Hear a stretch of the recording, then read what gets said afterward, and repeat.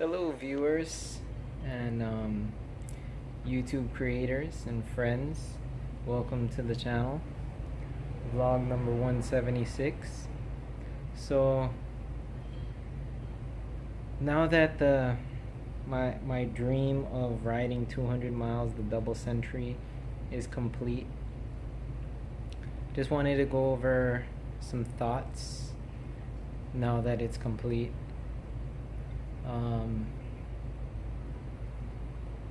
Just gonna go over a little thoughts and what occurred on the 200-mile ride. So started at 4 a.m. with a bunch of friends. About 4 other friends, so including myself, a total of 5 riders. And found out later that what I did was more like an AUDAX, AUDAX, AUDAX, or similar to an AUDAX, where I had a set number of miles that I wanted to complete, and a set number and a set time frame to complete it in one day, but not in a competitive type of way. So we weren't racing. So that's kind of like what an AUDAX is, minus we didn't have checkpoints, unless you consider point to point being checkpoints, because what we did was at 4 a.m. we started at the parking lot of Haleiwa, and then we would ride 30 miles to Chinaman's Hat in Kualoa and take our first break there, bathroom break and snack break. So that's 30 miles, take a break, 30 miles back, take another break, and then various people left and jumped on the second lap, and then different people jumped on and left for the third lap. So there's a lot of people who contributed to the success of my 200-mile ride this time around. Whereas 2 years ago, I only had one friend who rode with me for about 60 miles in the very beginning, and then afterwards I was riding solo, which if you've ridden very long solo, you kind of know you get that little bit of cabin fever, a little bit of like zoning out when you've been riding alone for so long and just listening to music and not really socializing with anyone else. You kind of get into your head too much. But because I had people to pace me, our pace to Chinaman's Hat was 17 to 18 miles per hour, and then our pace coming back was 18 to 19 miles per hour, which is good. If you looked at my overall average speed for the 200 miles, it was 17 miles per hour. So that was good.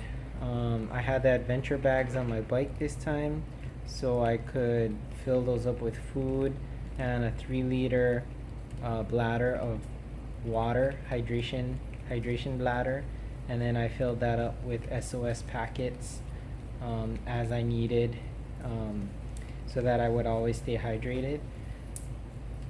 SOS was really good in comparison to Gatorade because I didn't feel any stomach discomfort. So not really towards the end.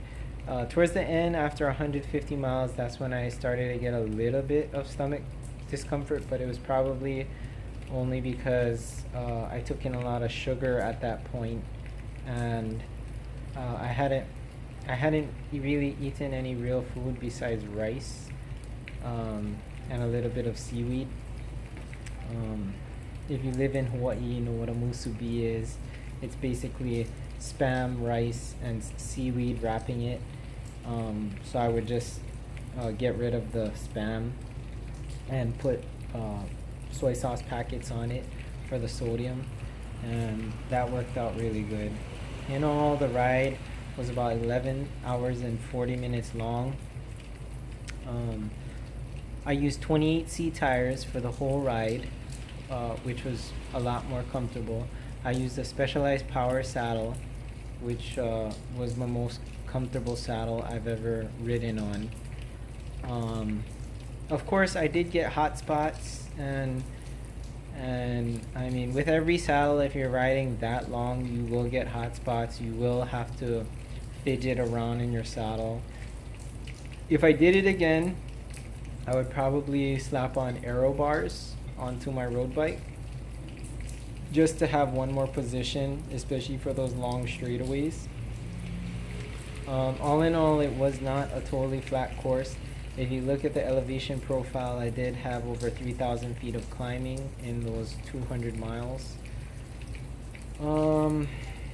Bad part that slowed us down is 3/4 of the way into the ride towards Chinaman's Hat in Punaluu and Kualoa, those two towns, there was torrential downpour of rain and mud on the shoulder lane.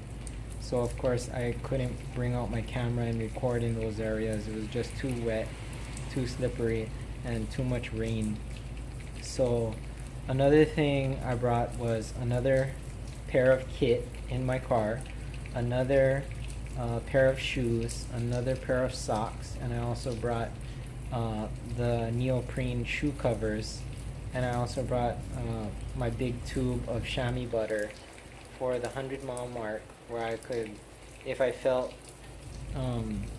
dirty or grimy in my morning kit because it was raining, I would be able to just go to the restroom, switch out my kit, slather on new chamois butter to avoid any kind of saddle sores or scrapes in the skin that might get infected after being in the saddle for that long, because saddle sores are a big issue for riding long distances or doing an AUDAX, I guess. There is no official AUDAX club of Hawaii. A friend of mine, Neil Geezer on Instagram, had mentioned to me I should start up an AUDAX Hawaii club or something like that, and I think it's a pretty good idea. I would think about that for the future. Non-competitive, point-to-point riding, long distance, and I really enjoyed it. I had the adventure bags on my bike, so I could pack extra food or supplies, which was great, not having to put everything in my jersey pockets, especially chips, potato chips and things like that, which would definitely crush if it was in my jersey pocket and I was moving around a lot on the bike. What else? Yeah, with the 28C tires, I was able to use 90 psi of pressure in my tires, which was great, especially for the rough sections of road and for being in the saddle that long. I probably might have even been able to drop it down to 85 psi. What else? It was really good that a lot of people switched out for lap 2 and 3, because it gave a new perspective on the ride and someone fresh to talk to who wasn't demoralized but first lap or the second lap, which was Monty. If you saw in the vlog, Monty Tong pulled us for 81 miles, absolute legend. So I would say a big credit to our success was all the people who helped pull and pace us correctly all the way to the finish line. So both Tony on the Cervelo in the video did the 201 miles, and I did the 201 miles. We both totally PR'd and we went for it and felt great the next day. Just super hungry, appetite returned the next 2 days, just eating a whole lot. And because I had an intake of so much sugar on that Sunday, it was kind of like I craved sugar for the next 2 days, so I was eating a lot of snack foods and junk foods, which isn't ideal, but yeah, I had 3 Red Bulls during the 200-mile ride. I had about 5 packets of SOS hydration powder.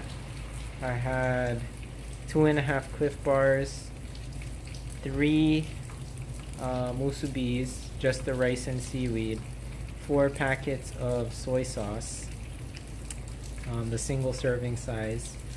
I had, I'd say, 3 bottles of just pure water, and I was constantly sipping on my 3-liter bladder of SOS hydration in my frame bag. And I also had sport beans, a packet and a half, and I also had the GOO gummy chews, electrolyte gummy chews. I had a packet of that. I had a half package of Doritos potato chips. What else did I have? And later I had a Long John donut after the ride. I had half a carob chip cookie from Down to Earth health food store. I had part of my 2 musubis was they were tofu musubis from the health food store that I kept in my cooler. I also, in my cooler in my car, I also had two large 1.5-liter bottles of water, and trying to think of what else I had in there. Oh, I also had 3 honey stinger waffles, the strawberry flavored one. Those are good. They fit really well in a jersey pocket or any of those frame bags. And I brought 2 spare tubes in my saddle bag, the adventure saddle bag, but we all got 0 flat tires that day, everyone who rode, although it was very rained out. And no cramping. We did a couple sprints at the end out of the saddle. Well, I did.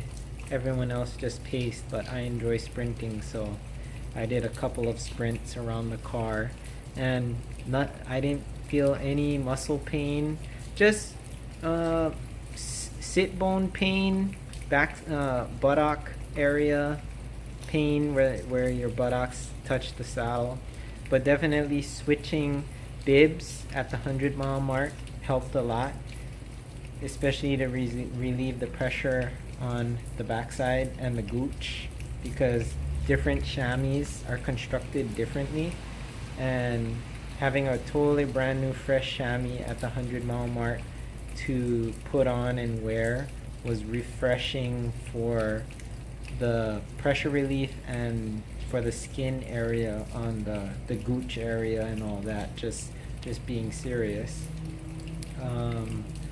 Other than that, I wouldn't change a thing.